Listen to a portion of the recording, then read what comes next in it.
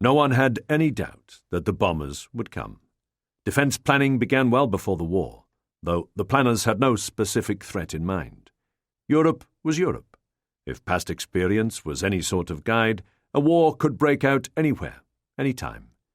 Britain's military leaders saw the world through the lens of the Empire's experience in the previous war, the Great War, with its mass slaughter of soldiers and civilians alike, and the first systematic air raids of history, conducted over England and Scotland using bombs dropped from German Zeppelins. The first of these occurred on the night of January 19th, 1915, and was followed by more than 50 others, during which giant dirigibles drifting quietly over the English landscape dropped 162 tons of bombs that killed 557 people. Since then, the bombs had grown bigger and deadlier, and more cunning, with time delays and modifications that made them shriek as they descended. One immense German bomb, a 13-foot, 4,000-pounder named Satan, could destroy an entire city block.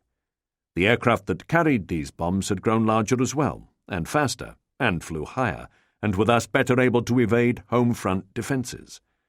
On November 10, 1932, Stanley Baldwin, then Deputy Prime Minister, gave the House of Commons a forecast of what was to come. "I think it is well for the man in the street to realise that there is no power on earth that can protect him from being bombed. Whatever people may tell him, the bomber will always get through. The only effective defence lay in offence," he said, "which means that you will have to kill more women and children more quickly than the enemy if you want to save yourselves."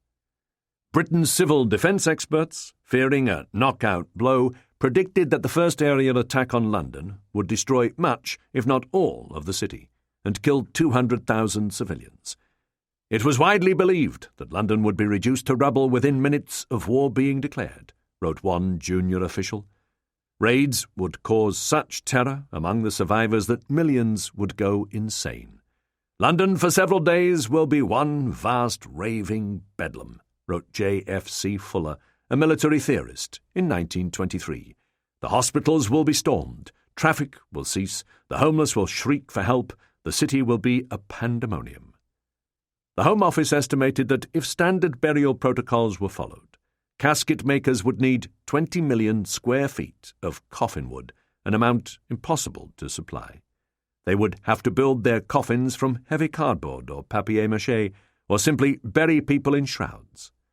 For mass burial, the Scottish Department of Health advised, the most appropriate type of grave is the trench grave, dug deep enough to accommodate 5 layers of bodies. Planners called for large pits to be excavated on the outskirts of London and other cities, the digging to be done with as much discretion as possible.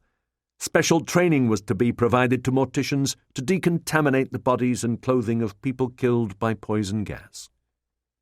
When Britain declared war against Germany on September 3, 1939, in response to Hitler's invasion of Poland, the government prepared in earnest for the bombing and invasion that was sure to follow. The code name for signalling that invasion was imminent or underway was Cromwell. The Ministry of Information issued a special flyer, beating the invader, which went out to millions of homes. It was not calculated to reassure. "Where the enemy lands," it warned, "there will be most violent fighting." It instructed readers to heed any government advisory to evacuate. "When the attack begins, it will be too late to go. Stand firm." Church belfries went silent throughout Britain. Their bells were now the designated alarm, to be rung only when Cromwell was invoked and the invaders were on their way. If you heard bells, it meant that parachute troops had been sighted nearby.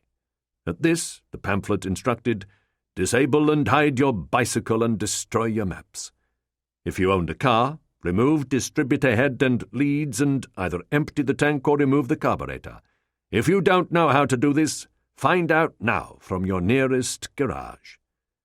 Towns and villages took down street signs and limited the sale of maps to people holding police-issued permits. Farmers left old cars and trucks in their fields as obstacles against gliders laden with soldiers. The government issued 35 million gas masks to civilians who carried them to work and church, and kept them at their bedsides.